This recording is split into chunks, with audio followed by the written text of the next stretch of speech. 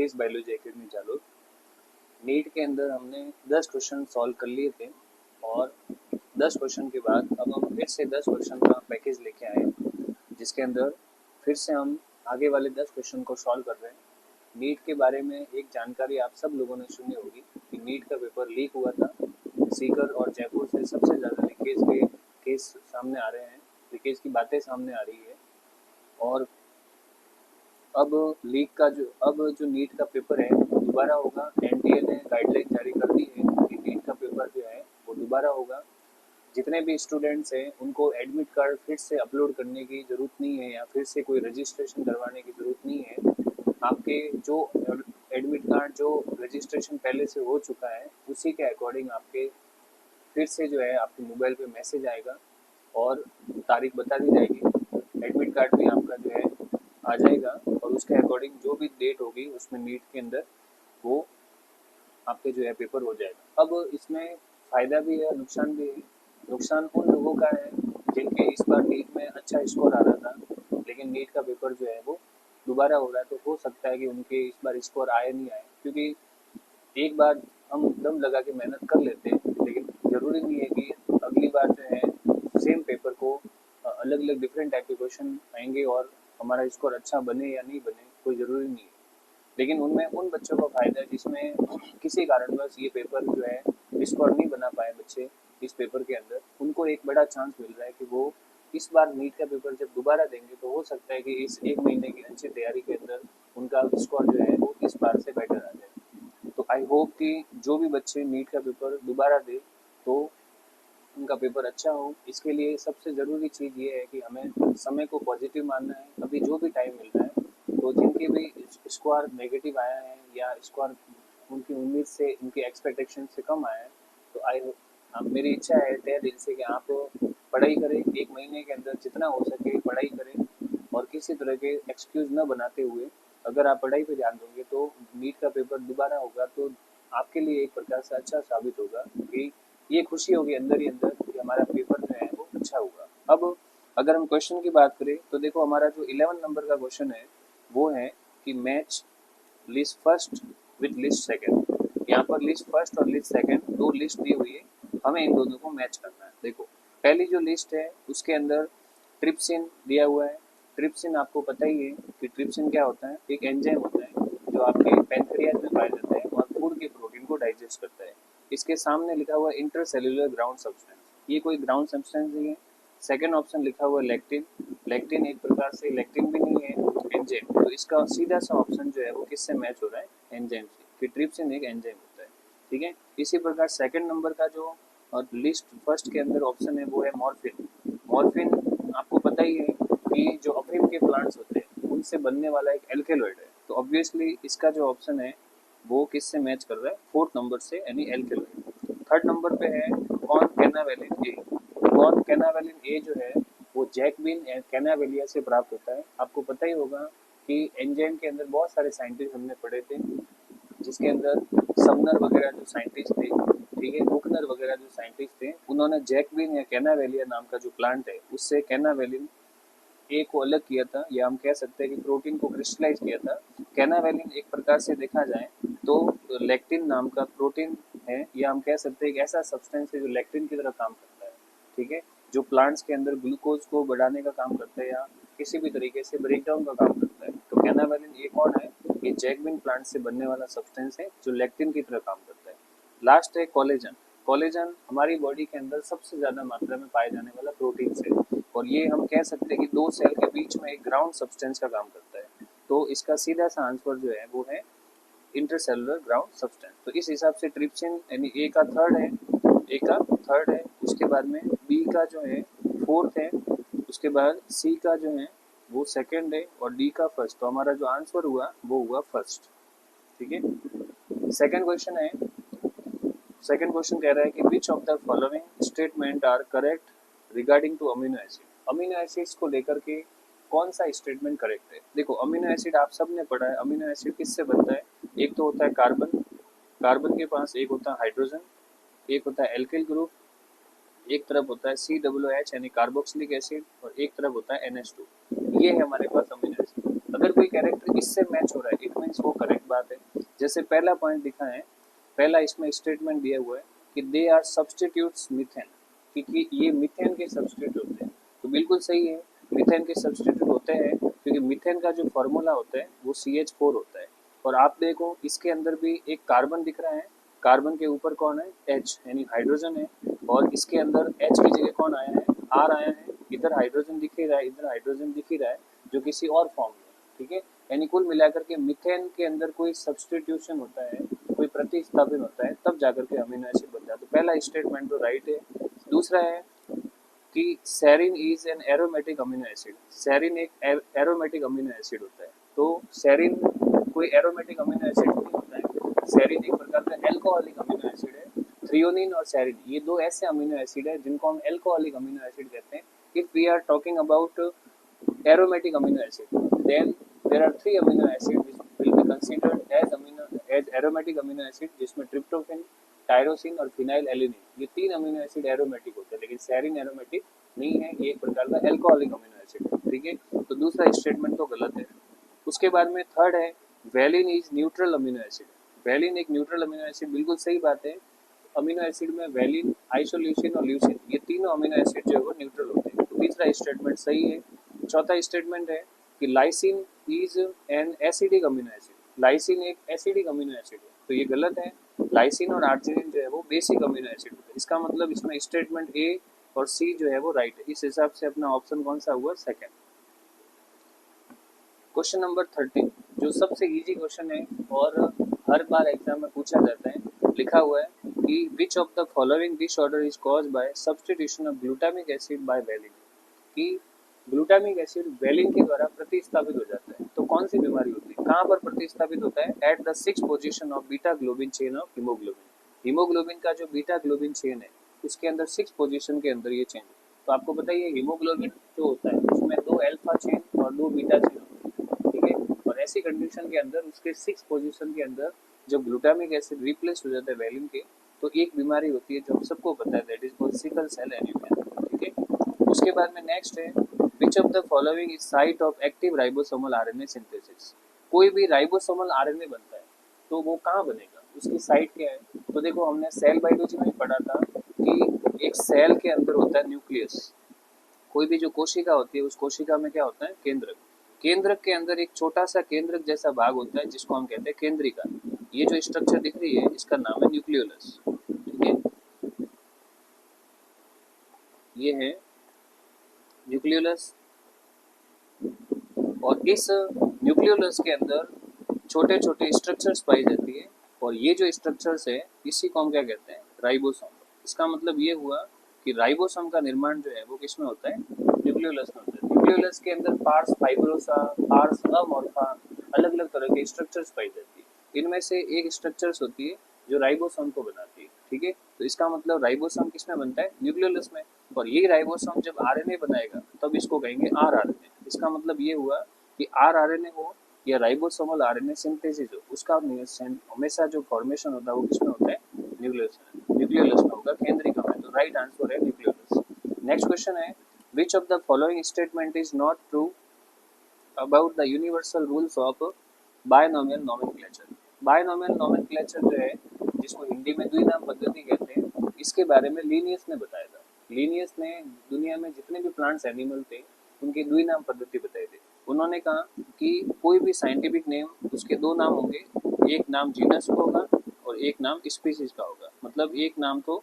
वंश का होगा और एक नाम जाति का होगा। उस चीज को लेकर के कौन सा कथन सही है, तो देखो पहला कथन है कि both the words in biological name when hand written are separately underline and print, बिल्कुल सही है। जैसे देखो मैंने अभी जो साइंटिफिक नेम लिखा है ये हैंड रिटन है, तो इसने ये कहा कि जब दोनों नाम, जब बायोलॉजिकल नेम लिखते हो तो उसमें दोनों नाम हैंड रिटन होते हैं और सेपरेटली अंडरलाइन होते हैं। तो देखो अगर ये जैसे दोनों नाम लिखो, फॉर एग्जांपल मैं किसी साइंटिफिक नेम को लिखता हूँ, जैसे हम ह्यूमन की बात करते हैं तो ह्यूमन का जो साइंटिफिक नेम है वो कैसे लिखते हैं, वो लिखते हैं होमो सेपियन, ठीक है। तो होमो सेपियन जो मैंने ह्यूमन का साइंटिफिक नेम लिखा है, तो अब इसमें पहली लाइन को देखो, फर्स्ट जो लाइन है, फर्स्ट जो स्टेटमेंट है वो क्या कह रहा है कि दोनों साइंटिफिक नेम जब भी लिखते हैं जो हैंड रिटन है तो उनको सेपरेटली अंडरलाइन कर दो। बिल्कुल मैंने इनको सेपरेटली अंडरलाइन किया, इसका मतलब पहला जो पॉइंट है, पहला जो ऑप्शन है वो तो राइट है। ठीक है, कि साइंटिफिक नेम जब भी लिखेंगे तो उनको सेपरेटली अंडरलाइन किया जाता है। दूसरा इसमें कहा है कि biological names are generally in Latin. आपको सबको पता है कि बायोलॉजी ग्रीक भाषा है, तो इसका मतलब बायोलॉजी के जितने ही नाम है वो लैटिन भाषा में होता है, तो दूसरा भी सही है। तीसरा है the specific epithets in the biological name start with small letter, कि जो स्पीसीज का नाम है, ये जैसे स्पीसीज है, पहला नाम जीनस का होता है, दूसरा नाम स्पीसीज का, तो जो स्पीसीज का नाम है उस स्पीसीज के नाम का पहला अक्षर स्मॉल होता है, तो बिल्कुल मैंने स्मॉल ही बताया। और वास्तव में क्योंकि आपको भी पता है कि साइंटिफिक नेम में जीनस का पहला अक्षर बड़ा होता है, बाकी सारे अक्षर छोटे होते हैं, भले वो स्पीसीज का हो या जीनस का। तो तीसरा पॉइंट भी सही है, इसका मतलब ऑब्वियसली चौथा पॉइंट गलत है। चौथा पॉइंट क्या गलत गलत है और क्या कह रहा है कि the first word in biological name represent the specific epithet, कि जो साइंटिफिक नेम लिख रहे हो, जो बायोलॉजिकल नेम लिख रहे हो, उसमें पहला जो वर्ड है वो स्पीसीज का आएगा, तो बिल्कुल गलत है। पहला वर्ड हमेशा कौन आता है, जीनस, और उसके बाद सेकंड नंबर पे कौन आता है, स्पीसीज। तो इसका मतलब ये हुआ कि इसका राइट आंसर कौन सा है, फोर्थ, है ना। कि फोर्थ जो है इस क्वेश्चन का राइट आंसर है, जो ये कह रहा है कि बायोलॉजिकल नेम को लेके ये कथन जो है वो गलत है। क्वेश्चन नंबर 16 वापस match the list first with second है, तो देखो उसके अंदर आपको सबसे पहले लिखा हुआ 2,4-D। 2,4-D का मतलब होता है 2,4-डाइक्लोरोफिनॉक्सी एसिटिक एसिड। ये एक प्रकार का सिंथेटिक ऑक्सीजन होता है, इसको हम क्या कहते हैं, सिंथेटिक ऑक्सीजन। ये होता है सिंथेटिक ऑक्सीजन, सिंथेटिक ऑक्सीजन होता है। और आपको भी पता है, हमने क्लास में ही पढ़ाया था कि 2,4-D और 2,4,5-T ये दोनों ही जो है वो इंसेक्टिसाइड का काम करते हैं या हर्बिसाइड का काम करते हैं, ये हर्ब्स को तोड़ते हैं। इसका मतलब फर्स्ट का जो मैचिंग है वो ए के साथ होता है। ठीक है, इस हिसाब से अपना आंसर जो है वो फोर्थ राइट हुआ, क्योंकि ए के साथ जो थर्ड जो फर्स्ट ऑप्शन है उसका मैचिंग थर्ड के साथ होता है, वो किसी और ऑप्शन में नहीं हो रहा है, फोर्थ वाले में ही हो रहा है। ठीक है, इस हिसाब से अपने बी का जो है वो राइट कौन सा आंसर है, फर्स्ट वाला बी। अपने पास है Ga3। Ga3 एक प्रकार का होता है जिब्रेलिक एसिड। ठीक है, जिब्रेलिक एसिड Ga1 से लेके Ga100 तक होते हैं, जिसमें सबसे एक्टिव होता है Ga3, जिब्रेलिक एसिड थर्ड। ये जो है वो हमेशा का काम आता है, ये हमेशा ब्रेविंग इंडस्ट्री में काम आता है। आपको खुद को पता है, मैंने क्लास में ही पढ़ाया था कि जिब्रेलिक एसिड जो है वो किसी भी बीज के अंदर एमाइलेज एंजाइम की एक्टिविटी को बढ़ाता है। अब एमाइलेज बढ़ेगा तो स्टार्च जो सीड में होता है वो टूटता है, किसमें टूटता है, ग्लूकोज में। इसका मतलब ये हुआ कि अगर ये ग्लूकोज बना सकता है जिब्रेलिक एसिड, तो ऑब्वियस बात है कि ग्लूकोज से क्या बनेगी, शराब। और शराब जिस इंडस्ट्री में बनती है उनको क्या कहते हैं, ब्रेविंग इंडस्ट्री। तो हम इसको ऐसे समझ सकते हैं कि देखो हमारे पास है Ga3। Ga3 जो है वो एमाइलेज एंजाइम को एक्टिवेट करता है। ठीक है, ये एमाइलेज एंजाइम क्या करेगा, स्टार्च को तोड़ेगा, किसमें तोड़ेगा, ग्लूकोज में। और जब स्टार्च ग्लूकोज में टूटेगी तो ग्लूकोज से क्या बनता है, ग्लूकोज से आगे बनता है अल्कोहल।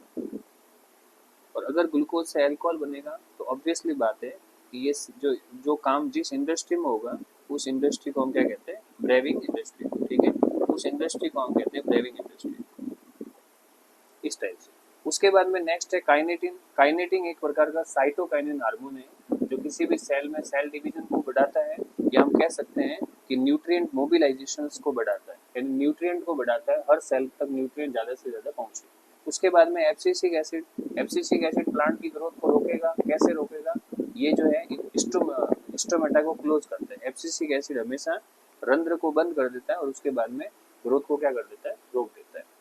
नेक्स्ट क्वेश्चन है match list first with list second. उसमें सबसे पहला ऑप्शन है अपने पास लिस्ट फर्स्ट का है, वो कंजक्टिव। कंजक्टिव किसे कहते हैं, तो देखो कोई भी प्लांट जो होता है, अगर हमारे पास एक पेड़ है, पेड़ की जड़ को लेते हैं, जड़ का जब टीएस काटते हैं, फॉर एग्जांपल ये पेड़ है, ये पेड़ की जड़ है, अभी जड़ का टीएस काटते हैं, ट्रांसवर्स सेक्शन काटते हैं।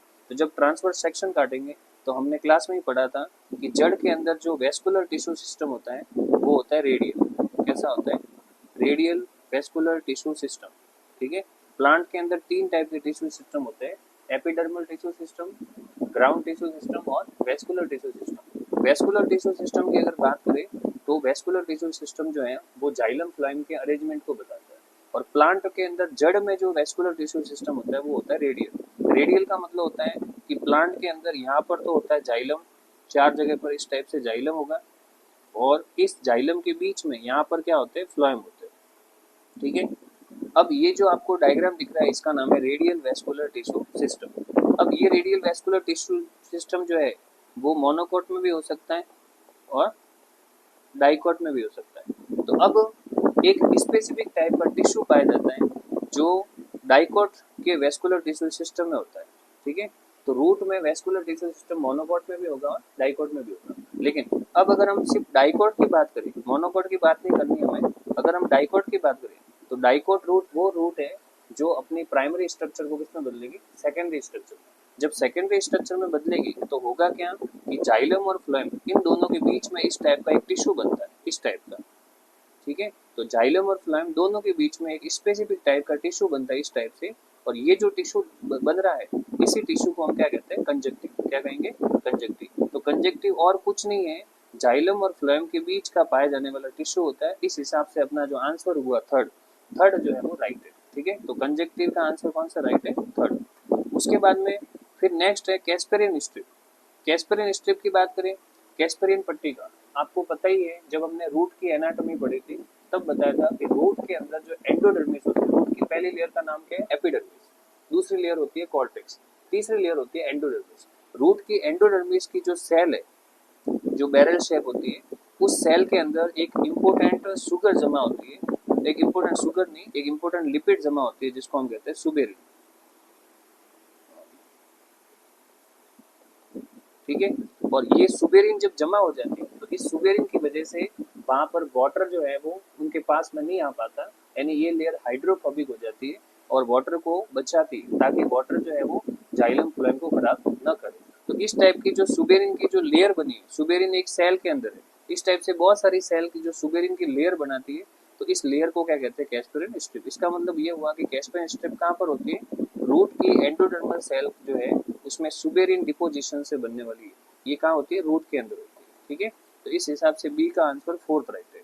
उसके बाद में नेक्स्ट है सब्सिडरी सेल। ये सिंपल है, सब्सिडरी सेल हमेशा गार्ड सेल के चारों ओर होती है, जो स्ट्रोमेटा के चारों ओर जो गार्ड सेल होती है, रक्षक कोशिका, उनको कंट्रोल करने वाली सेल जो है वो कौन सी होती है, सब्सिडरी सेल। फिर है स्टार्च सीट, स्टार्च का कवच। स्टार्च का कवच कहाँ होगा, जहाँ पर स्टार्च होगा, ठीक है। तो एंडोडर्मल जो सेल होती है उसमें जो स्टार्च होता है वही एक शीट बनाती है जिसको स्टार्च शीट कहते हैं। यहाँ पर ऑप्शन में लिखना भूल गया, तो यहाँ पर हम ऑप्शन नहीं बता रहे हैं, हमने सीधा मैच कर दिया। क्वेश्चन नंबर 18 है कि क्वेश्चन नंबर 18 है कि which of the following types of pollination bring genetically different types of pollen grain. ये कह रहा है कि ऐसा कौन सा पॉलिनेशन है जिसमें जो पॉलन ग्रेन आ रहे हैं वो जेनेटिकली डिफरेंट होंगे। अब जेनेटिकली डिफरेंट पॉलन ग्रेन तो तभी आएंगे जब वो एक प्लांट के ना होकर के किसी और प्लांट से आएंगे, ठीक है। क्योंकि अगर मान लो एक ही फूल में होने वाला जो परागण है जिसको हम शो परागण कहते हैं, या दो डिफरेंट फूल में परागण हो रहा है और वो परागण जिसमें प्लांट सेम है, प्लांट बाइसेक्सुअल है, लेकिन दो फूलों के बीच में हो रहा है जिसको हम हेटेरोगेमी कहते हैं, तो इन दोनों ही केस में हम कह सकते हैं कि पॉलन ग्रेन एक ही प्लांट से बिलोंग कर रहे हैं। Whether the pollen grain belong to come from same flower और सेम प्लांट, हम कह सकते हैं कि these pollen grains always will be genetically similar. In that case, we can say that यहाँ पर जो है हमेशा सेल पॉलिनेशन होगा, ठीक है। बट पॉलिनेशन में एक टाइप होता है क्रॉस पॉलिनेशन। क्रॉस पॉलिनेशन का मतलब होता है कि एक प्लांट के पास पॉलन ग्रेन किसी और प्लांट से आ रहे हैं, जब किसी और प्लांट से पॉलन ग्रेन आएंगे तो ऑब्वियसली जो है उस प्रोसेस को हम क्या कहेंगे, क्रॉस पॉलिनेशन, और उसका ही दूसरा नाम क्या है, जीनोगैमी। तो जीनोगैमी ही एक प्रोसेस है जिसको हम कहते हैं क्रॉस पॉलिनेशन, जिसके अंदर पॉलन ग्रेन जो है वो एक प्लांट से नहीं आकर के दूसरे प्लांट से आएंगे। तो इसका सही आंसर क्या है, क्रॉस पॉलिनेशन या जीनोगैमी। नेक्स्ट है heterophyllous development in response to environment is example of which of the following phenomena. ये कह रहे हैं कि वातावरण को लेकर किसी भी प्लांट के अंदर पत्तियां दो तरह की हो जाती है। एक पत्ती जो पानी में है वो पानी का एडेप्टेशन ले लेती है, और एक पत्ती जो हवा में है वो हवा में एडेप्टेशन ले लेती है। तो जब कोई भी प्लांट या उसका कोई भाग वातावरण के अकॉर्डिंग अपने आप को चेंज करता है, उसके शेप में बदलाव आता है, तो इस घटना को हम क्या कहते हैं, प्लास्टिसिटी। तो इसका सही आंसर जो है वो प्लास्टिसिटी है 1।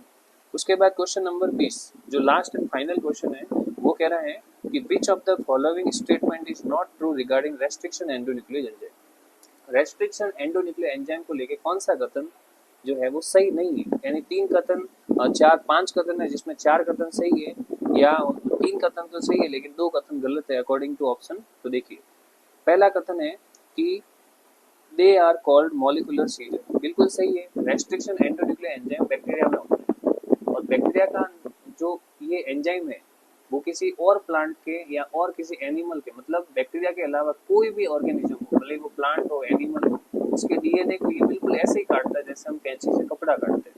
तो इसका पहला ऑप्शन तो सही है कि ये मॉलिक्यूलर सीजर है, ठीक है। तो फर्स्ट ऑप्शन तो राइट है। इसका मतलब ये हुआ कि अगर फर्स्ट ऑप्शन राइट है तो आपका जो इधर फर्स्ट और थर्ड वाला ऑप्शन है वो आपकी हो गई नहीं, क्योंकि ये कह रहा है कि कौन सा कथन गलत है। तो गलत है तो उस हिसाब से पहला कथन तो सही है, तो पहला कथन के हिसाब से अपना जो ऑप्शन है वो फर्स्ट और थर्ड तो हो ही नहीं सकता, क्योंकि दोनों में ए है और ये तो राइट है, हमें तो गलत को चूज करना है। अब हमारे पास दो ही है ऑप्शन कि या तो आंसर सेकंड हो सकता है या आंसर जो है वो फोर्थ हो सकता है। दूसरा कथन देखो, दूसरा है कि these are the enzyme responsible for restriction of growth of bacteriophage in E coli, बिल्कुल सही है। अभी मैंने थोड़ी देर पहले बताया कि रेस्ट्रिक्शन एंडोन्यूक्लियर एंजाइम बैक्टीरिया में होता है और बैक्टीरिया का नाम दिया हुआ इकोलाई, ठीक है। और ये क्या करते हैं, ये एंजाइम बैक्टीरिया की ये एंजाइम बैक्टीरिया के अंदर होते हैं और जब भी कोई वायरस यानी बैक्टीरियोफेज बैक्टीरिया पे अटैक करता है तो उसकी ग्रोथ को रोकते हैं। इसका मतलब ये हुआ कि अगर कोई वायरस या बैक्टीरियोफेज अगर ई कोलाई बैक्टीरिया पे या किसी भी बैक्टीरिया पे जिसके अंदर ये एंजाइम है अगर अटैक करते हैं तो उनको ये ग्रोथ को रोक देते हैं, वायरस की ग्रोथ को रोक। तो सेकंड स्टेटमेंट भी सही है कि ये बैक्टीरिया में पाए जाते हैं एंजाइम और वायरस की ग्रोथ को रोक देते हैं। थर्ड स्टेटमेंट जो है वो क्या कह रहा है, वो कह रहा है कि they cut the DNA at the centre of palindromic site. ये गलत है कथन। पैलिंड्रोमिक साइट के सेंटर से कभी कट डीएनए को कट नहीं करते हैं, वो हमेशा साइड से करते हैं, ठीक है।